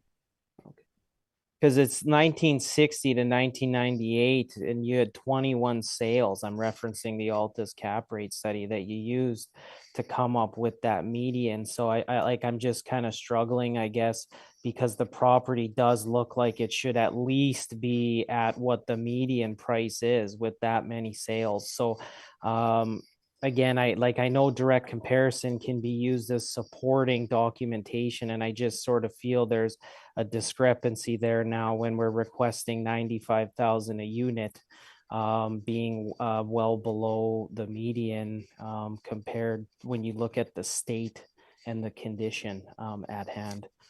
So, well, I wouldn't consider it well below the median. Those would be subjectivity. Okay. No, fair. Those would be all my questions. Thank you. All right, Michelle, questions? No questions, thank you. Brent? I have no questions, thank you. Okay, just on your cap rate, you're on page 8, your table says 1980 to 98, a base rate of 5.25, and yet below that you're saying base cap rate of 5.5.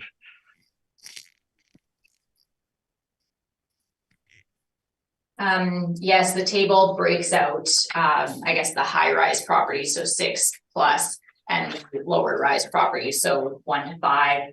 And the idea that kind of high rises have potentially a bit of a lower cap rate is also supported by the broker data that we see. So that would be the discrepancy there would be 5.25. Because this is a low rate, low rise. Okay. Thank you very much for that, then. I have no more questions. So we will go up the street a bit to 480 Gray Street. And again, let me open the files.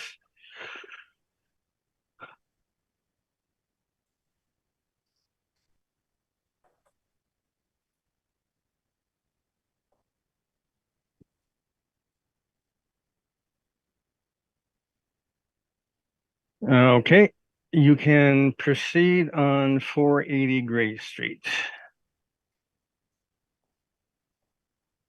Okay, so we have file number 22-1554, roll number 020-504-80000, roll year 2023, assessed value 3,017,000, classification 20, liability is T taxable.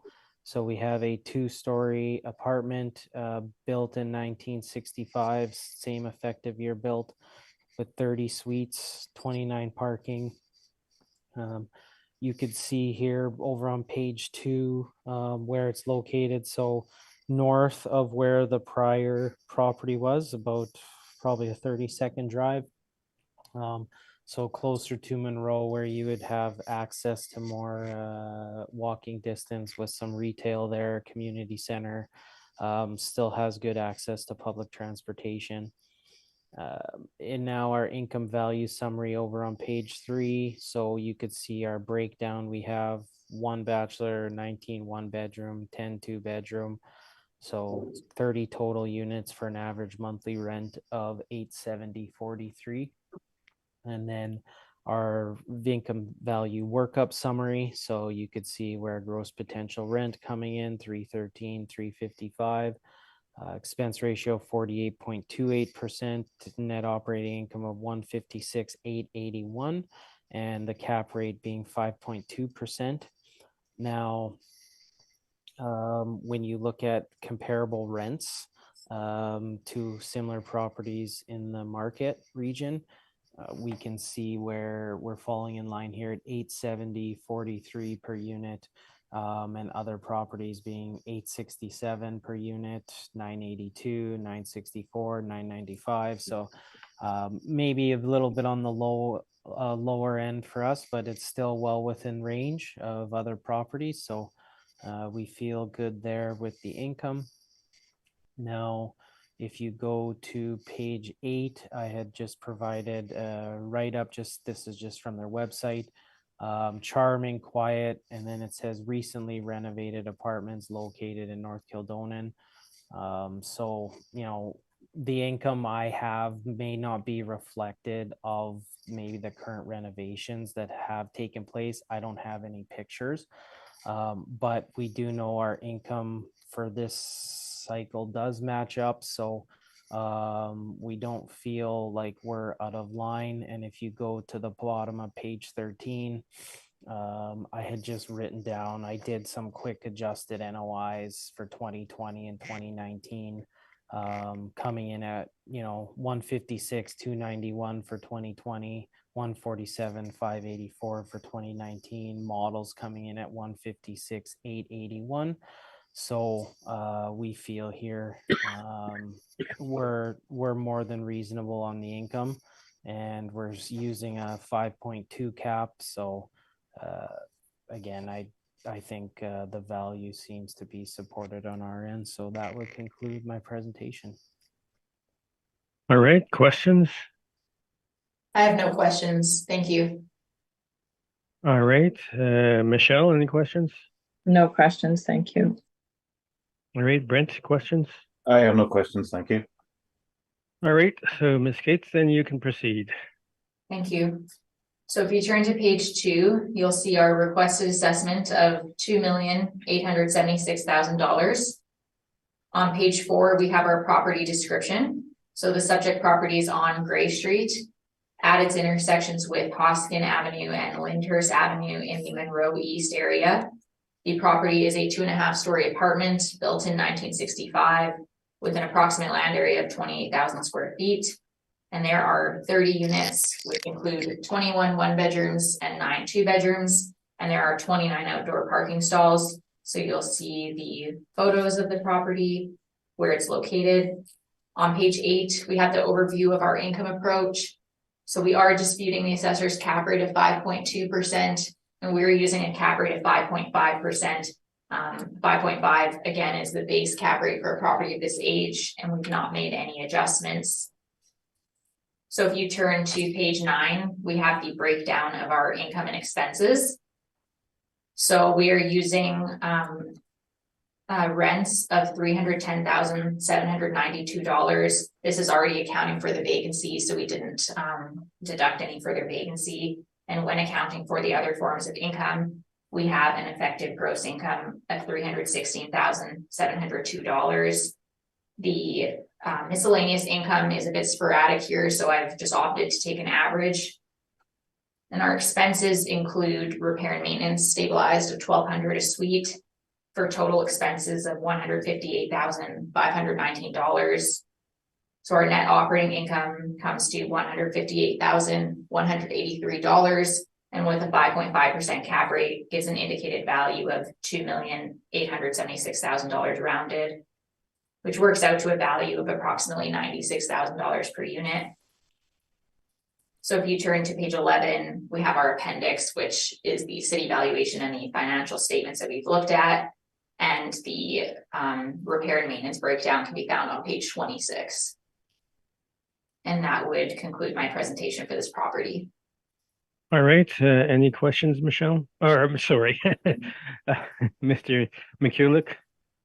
No, you know what? My same questions from the previous property would apply here. Okay, Michelle then? No questions, thank you. Brent? I have no questions, thank you. Okay, I guess going back, you probably should ask this of the assessor, but I'll ask it of both you. It's the description said recently renovated, yet there's no effective date on it. Do either of you know anything about any renovations done on this property? I didn't confirm the details of the renovations, and I wasn't able to locate any interior photos. Yeah, so putting these together, we don't there's no permits here. So they probably did update it. I mean, it could be something where we'll have to look at the potentially inspect it, I guess, to really get an idea of what's gone on. And I think going forward for 2022 and 2021, the income statements would also reflect that as well. If there's been a bump in income, would usually translate like a bump in income, say more than what has been typical, because they're now able to command a little bit more based on the updated conditions. So it's kind of a wait and see, but I see your point. All right, thank you for that. And then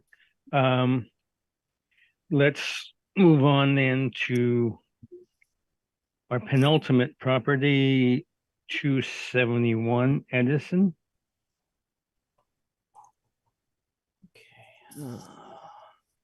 Okay, let me open the files. Yeah, no problem.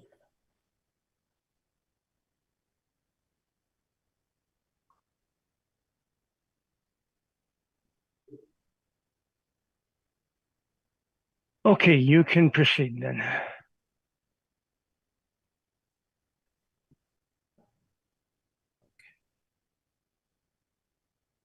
So we have file number 22-3152, roll number 0400032100, roll year 2023, assessed value 2,350,000.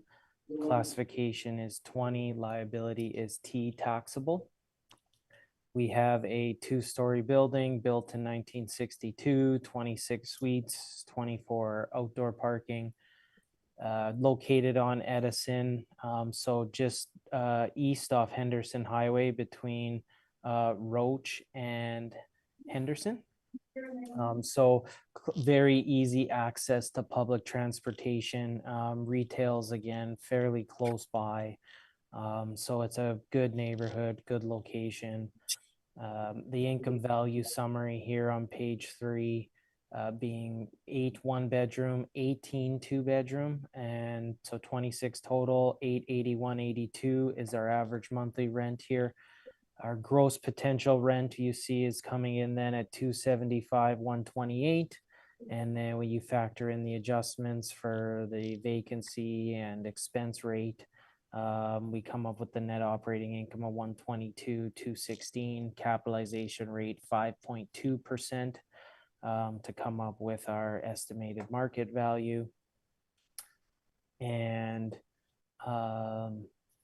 so page 4, we just got our rent comparables again. I had provided here just to show the properties well within range, the range being 882 to 973. So you could see that from an income standpoint, the model's well supported there. Going to page 8, so just some excerpts here so you could get an idea of the property from the website. So again, built in the 60s, we've discussed a few of these already on the docket. You could see that it is well cared for. The property probably looks like it has had, just from pictures outside, the windows have been redone. You look at page 9, it looks like the interior's been modernized, new flooring, kitchen cabinets. Page 11, I had just did a little excerpt. Again, I used 1,500 a unit R&M. I mean, this again is like the other properties. It seems like from the same type of property management group, we get certain types of reporting with the maintenance and decorating. You could see that 2018 over on page 12 was the maintenance decorating 75,000. On 2019, the maintenance decorating was 40,000. And then 2020, it jumps up to 103,716.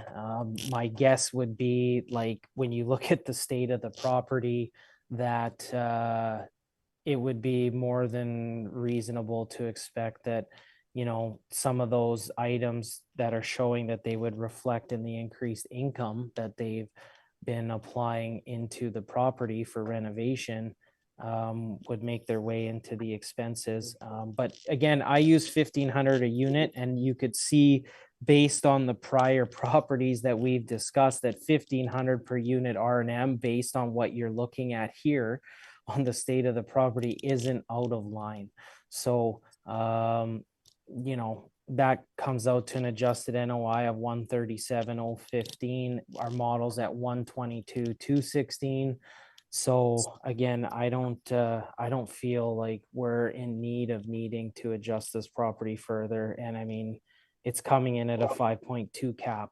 So I think here we're pretty solid on the value on this one. So that would conclude my presentation. All right, questions? I have no questions. Thank you. Michelle, No questions, thank you. Brent? And I have no questions, thank you.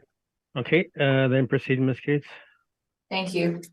So if you turn to page 2, you'll see our requested assessment of $2,219,000. We have our property description on page 4. So the property is a 2.5-story apartment built in 1962. And I believe the assessor has covered some of the details of the property already. So you'll see here the aerial photograph as well as the Google map view on the next page. Our income approach overview is on page 8. So we are disputing the assessor's cap rate of 5.2%, and we're using a cap rate of 5.5% based on our cap rate study. And you'll see in the table 5.5% is our base cap rate, and we've not made any adjustments. So if you turn to page 9, we have our income and expense breakdown. So we're using rents of $290,520. We've applied a 3-year average vacancy of 6.9%. And when accounting for the other forms of income, we have an effective gross income of $283,250. Our expenses include stabilized repair and maintenance at $2,214 per suite, for total expenses of $161,231. We have a net operating income of $122,019, and with a 5.5% cap rate gives us an indicated value of $2,219,000 rounded, which works out to a value of approximately $85,000 per unit. Our appendix starts on page 11, and I have some interior marketing photos to get a better idea of the finishes of the units, the city valuation financial statements, and then on page 20, we have our repair and maintenance breakdown.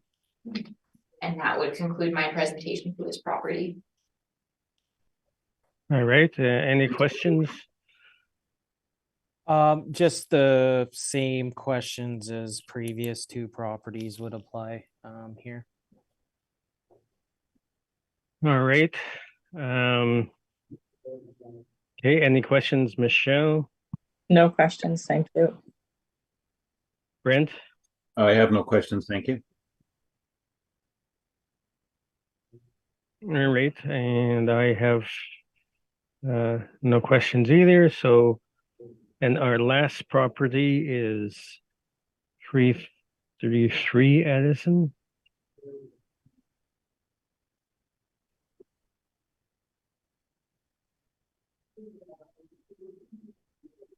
Again, let me open the files.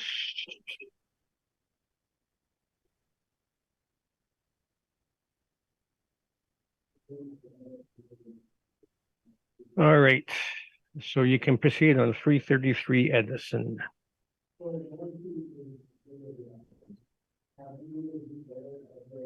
So we have file number 22-1899, roll number 040003299600, roll year 2023, assessed value 4,309,000, classification 20, liability is T, taxable.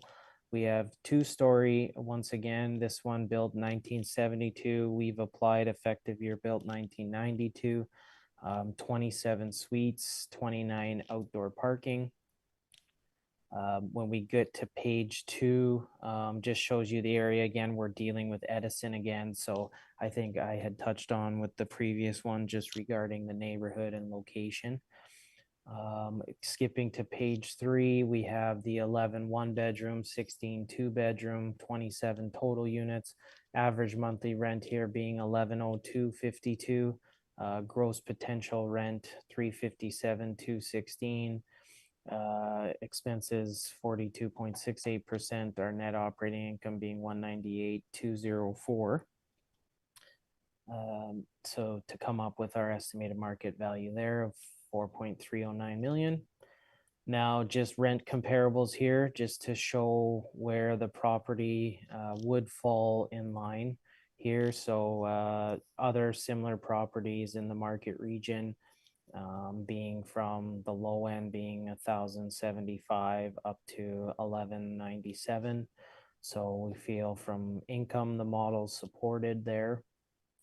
Now, just some pictures I had provided on page 8. So, you know, they're advertising renovated apartments for rent. You could see pictures on page 9 showing the state of the property. So it has been updated, and the income levels would reflect that. Now, if we go to, where do I?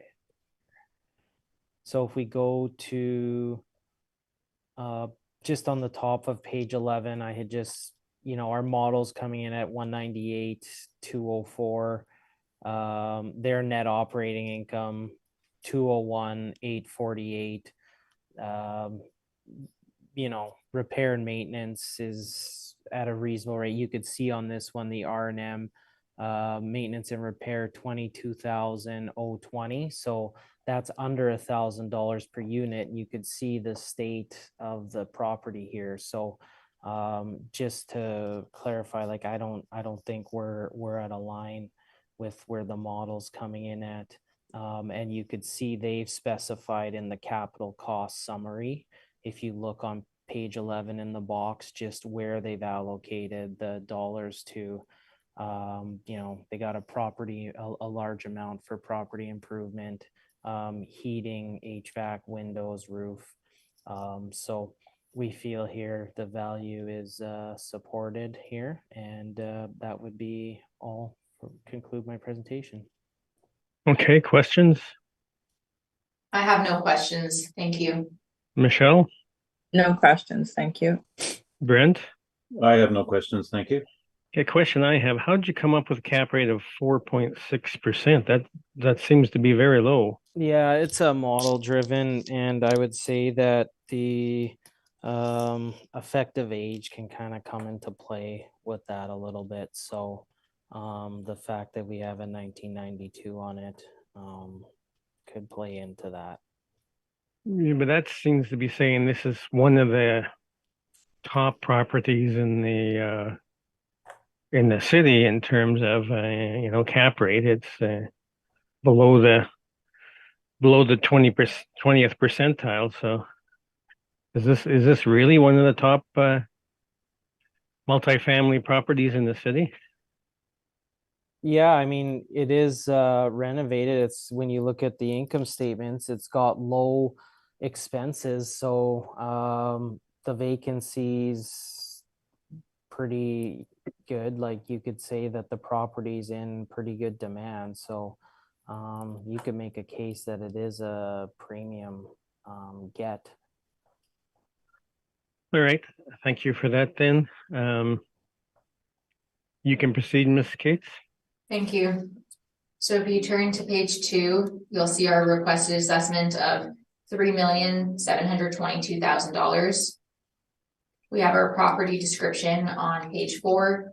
So the property is on Edison between its intersections with Roach Street and Rothesay in the Rossmere A area. The property is a 2.5-story apartment built in 1972 with an effective age of 1992.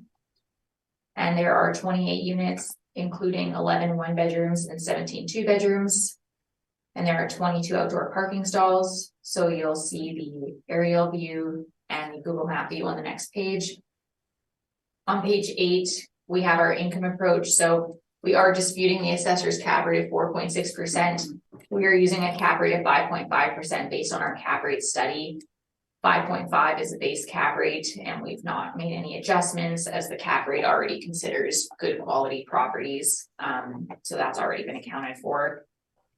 If you go to page 9, we have our income and expense breakdown. So we are using rents of $326,280. We have applied a market vacancy rate of 3.2%. And when accounting for the other forms of income, we have an effective gross income of $339,320. Our expenses include stabilized repair and maintenance at $891 a suite, which is on the lower end, but not completely out of line in context of renovated units. So we have total expenses of $134,602, a net operating income of $204,718, and with our 5.5% cap rate, we get an indicated value of $3,722,000 rounded, which works out to a value of approximately $133,000 per unit. So on page 11 is the start of our appendix. So I have some interior photos of the units to get an idea of the finishes.